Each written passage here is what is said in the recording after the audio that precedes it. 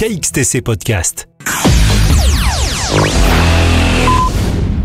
Le mardi 21 novembre 2023, à 11h, à la mairie d'honneur, au salon Clémenceau, avait lieu la conférence de presse consacrée aux festivités de Noël à Toulon. Christophe Moreno, adjoint au maire, en charge des fêtes et cérémonies, nous a présenté ce programme des festivités de ce Noël 2023 qui a été élaboré dans le souci d'apporter du rêve et de la magie à tous. Nous lui avons demandé des précisions complémentaires sur ce programme. Nous avons essayé de relooker un petit peu, de moderniser et de faire évoluer notre marché Place de la Liberté, alors qui a déjà un grand succès, donc il n'y avait pas lieu de changer tout dans quelque chose qui fonctionne bien. Les modifications majeures et essentielles sont le fait que nous avons fait basculer le chapiteau de la crèche sur l'angle côté nord-est, donc de l'autre côté, de manière à dégager le visuel de l'angle nord-ouest, qui est un angle assez fréquenté, avec des terrasses de restaurants qui étaient juste devant.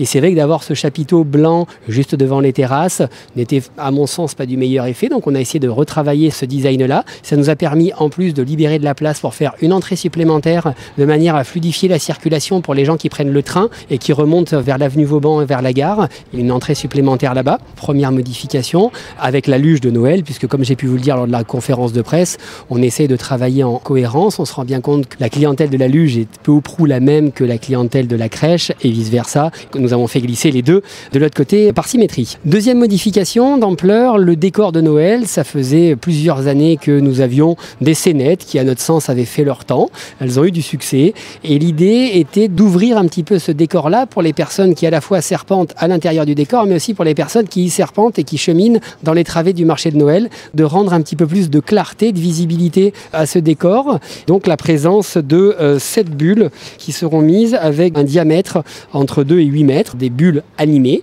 avec des thématiques différentes, la thématique générale étant le Père Noël et son merveilleux monde magique. Ces bulles sont jolies, elles sont de tailles différentes, elles sont variées, c'est lumineux, c'est clair. En tout cas, j'ai eu la chance de pouvoir les découvrir, ça m'a beaucoup plu. J'espère que ça vous plaira et j'espère surtout que ça plaira aux visiteurs.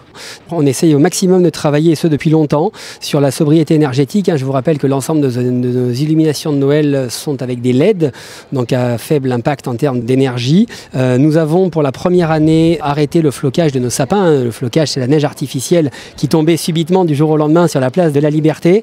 L'avantage de cette absence de flocage fait que l'intégralité des sapins, qui sont des sapins de culture, je vous le rappelle, pourront être recyclés à l'issue des fêtes de fin d'année, qu'on demande aux Français de faire un effort sur tout ce qui est environnemental. Il n'y a pas de raison que la collectivité n'en fasse pas partie. Noël, c'est la fête des enfants et le Père Noël, c'est le symbole qui fait rêver les enfants.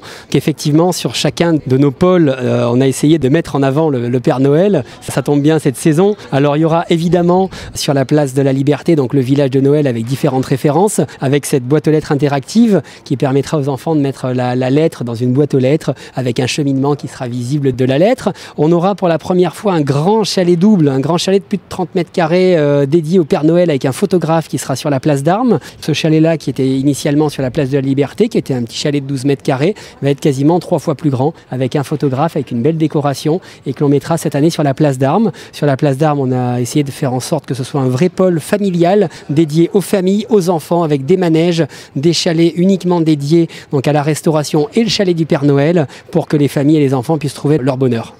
Je pense que tout le monde, individuellement et collectivement, a besoin de retrouver un petit peu de féerie, un petit peu de magie. On a juste besoin d'avoir quelques degrés en moins pour coller à la thématique du moment. Alors c'est sympa Noël parce que c'est évolutif au fur et à mesure du montage de nos différentes manifestations. Les gens nous disent qu'ils sont contents de voir que ça se met en place. J'ai l'impression que tout le monde a envie de basculer vraiment de manière opérationnelle dans cette période de Noël qui va faire du bien à tout le monde, les enfants, les parents et tout le monde.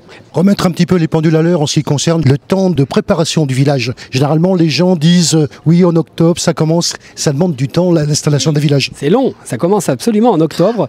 Les gens ont encore chaud et se demandent qu'est-ce qu'on fait en train de monter des villages de Noël alors qu'on se promène encore en t-shirt. Mais ça met beaucoup de temps, plus d'une centaine de kilomètres de guirlandes, plus de 80 chalets. Ça prend énormément de temps au service, évidemment, pour être fin prêt au 29 novembre. Ça démarre début octobre comme chaque année. Et comme chaque année, les gens sont surpris de nous voir monter nos animations de Noël. Mais c'est toujours la même chose.